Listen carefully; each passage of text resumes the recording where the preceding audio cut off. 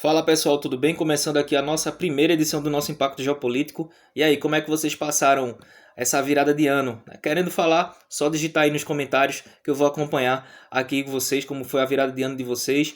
Bem, eu prometi, né, que esse Impacto Geopolítico de férias, né, do mês de janeiro seriam com episódios mais curtos, abordando apenas algo que realmente fosse chamar atenção, né, no decorrer, né, desse início de ano, mas o ano de 2022 se iniciou como um turbilhão de acontecimentos geopolíticos e esse impacto geopolítico não vai ser tão curto como eu prometi não. Na verdade, acho que até 15 minutos vai ser pouco para falar o que eu tenho de falar aqui. Mas então, bora simbora, bora trabalhar, simbora turma, vamos embora falar aqui sobre esses acontecimentos que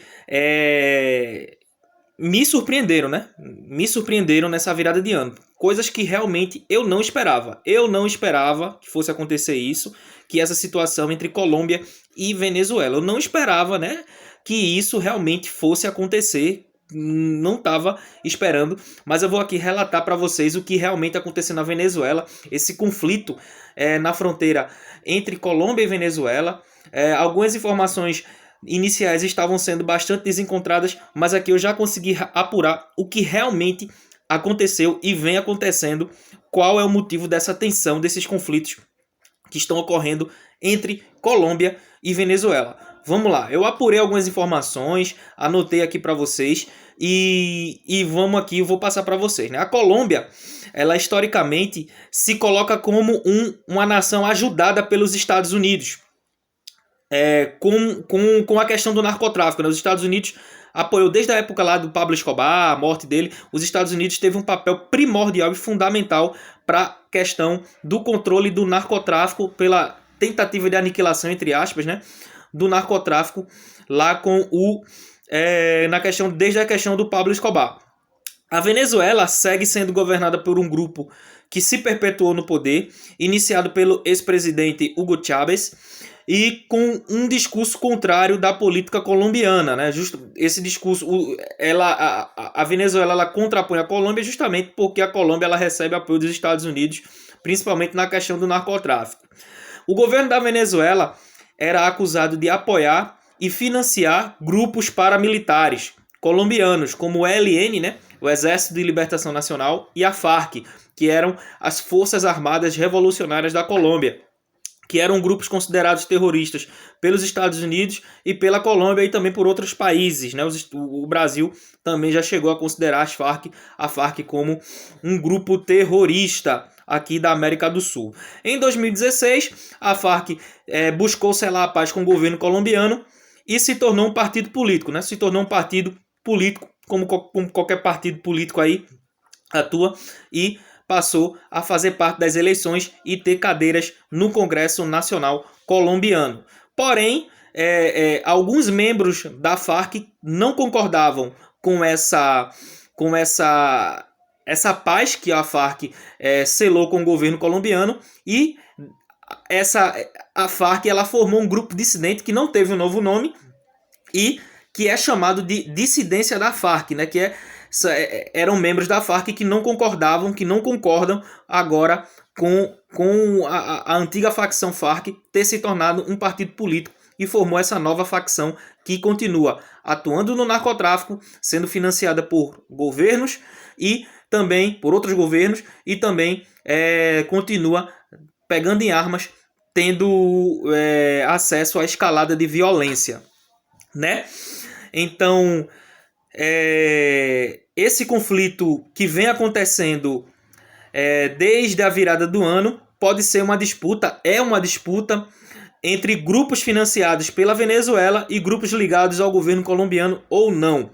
Pelo que eu apurei, esse conflito já deixou um saldo de 24 mortos, 24 pessoas já morreram.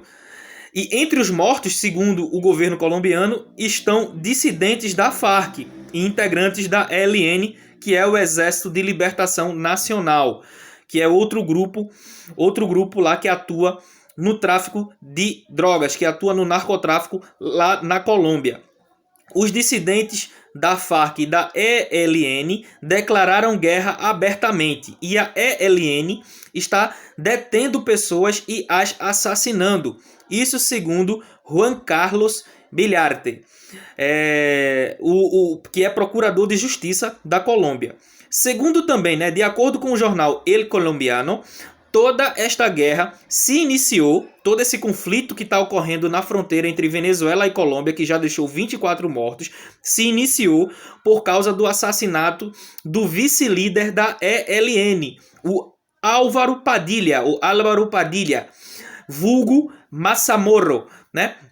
Ou Mazamorro. Ele foi morto na Venezuela. Ele morreu na Venezuela, numa emboscada lá na Venezuela. Esta morte causou o rompimento da aliança entre os dissidentes da Farc e o ELN, iniciando esta disputa sangrenta na fronteira Colômbia-Venezuela, na disputa pelo controle do narcotráfico, né? Toda essa guerra, todo esse conflito se iniciou por conta da morte, né, desse vice-líder aí da LN, Exército de Libertação Nacional, que hoje não passa de uma facção de crime organizado que atua no controle lá no tráfico e na gestão do tráfico de drogas, né, no narcotráfico.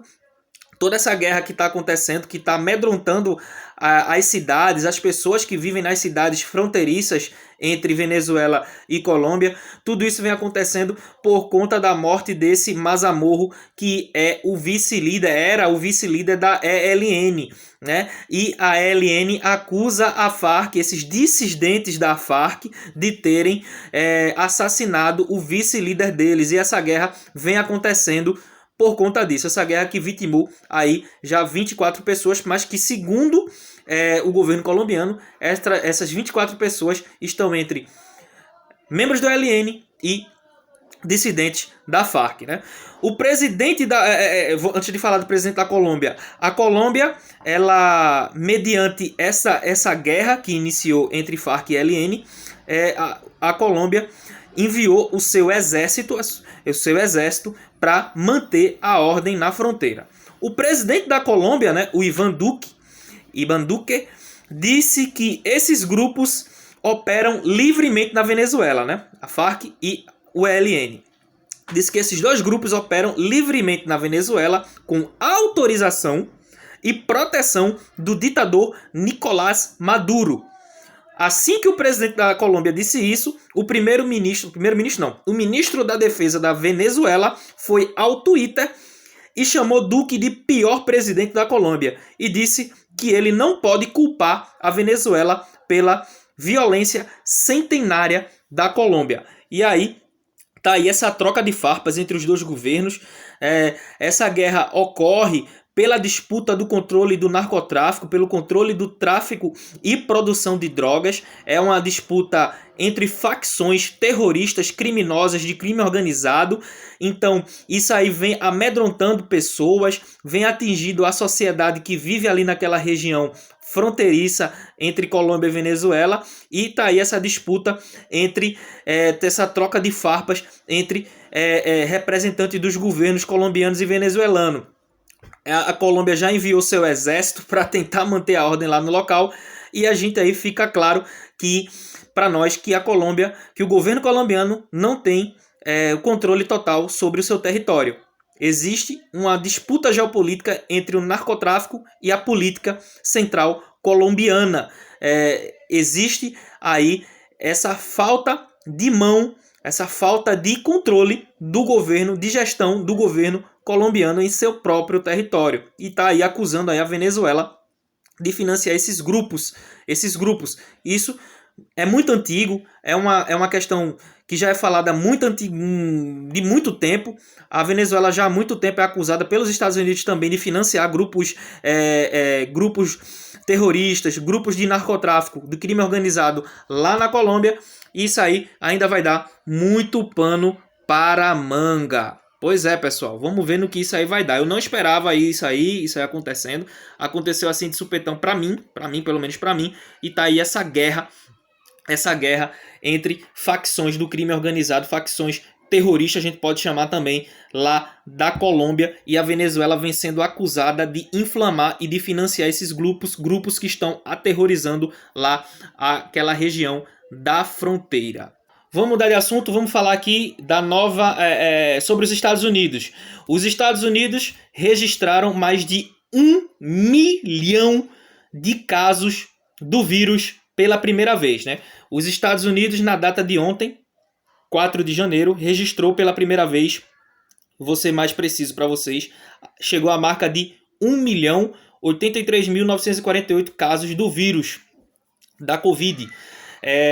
Isso não é o que está acumulado, não. Isso foi de um dia para o outro. Do dia 3 para o dia 4, lá nos Estados Unidos, o sistema de saúde lá registrou 1 milhão de casos. De um dia para o outro. Pela primeira vez, né? Esta é a primeira vez que um país registra mais de 1 milhão de casos em 24 horas.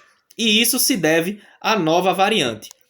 Bem, a nova variante ela é extremamente contagiosa, porém ela não se mostra tão mortal como outra variante, né? Como a outra variante. Essa variante nova que surgiu na África do Sul, ela é muito contagiosa, ela se espalha muito rápido, mas ela parece não ser tão mortal. O pico de contágio é que está aumentando absurdamente, drasticamente. Porém, o índice de mortes não vem acompanhando o mesmo ritmo do pico de contágios, né? E isso se deve, aqui segundo informações, isso se deve à questão da vacinação. A França agora exige quarentena obrigatória para os estadunidenses, né? A nova variante se mostra menos mortal por conta da eficácia da vacina, e se não fosse por isso, nós estaríamos tendo um novo pico de mortes. Um novo pico de mortes estaria acontecendo se não fosse a velocidade da vacinação. Gente, eu tenho que ficar aqui explicando o óbvio. Parece que eu estou falando, enfim, para pessoas que não entendem. Então, se você que está me assistindo não se vacinou, se vacine. Às vezes esses discursos negacionistas, discursos de teorias da conspiração, de que a vacina está causando a mutação das variantes, de que a vacina está causando infarto, coágulo, não sei o que não sei o que lá. Esse discurso cansa. Não existe comprovação disso, não existe dados técnicos disso. Então, parece que eu estou falando e o pessoal insiste em relutar, insiste em propagar fake news, insiste em ser negacionista. Então, vacinem-se. Tomem essa atitude, você que não se vacinou, você que parece estar relutante, tome essa atitude, se proteja e não acredite em fake news. Não acredite em teorias da conspiração.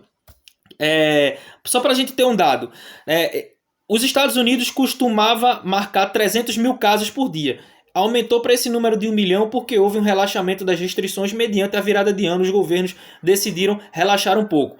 O Brasil costuma marcar 5 mil casos por dia. Isso porque não testa. Porque se o Brasil testasse, ia ser muito mais de 5 mil casos. O Brasil marca 5 mil casos de Covid porque não testa. É um país que não tem testagem em massa. Se tivesse testagem em massa, iria marcar muito mais. A Europa registra por dia 440 mil casos. A China registrou de ontem para hoje 200 casos apenas. Mas como a China quer passar aquela imagem de tolerância zero, de casos zero, a China decretou lockdown nas cidades que foram epicentros desses 200 casos e daí fechou tudo. Eu não acredito em fechamento da economia novamente, como foi no ano retrasado, no ano passado. Não acredito que vá fechar nada. Não fique desesperado porque não vai fechar. Carnaval vai ter carnaval privado, não vai ter carnaval de rua, vai ter carnaval privado, que eu acho um absurdo, mas vai ter.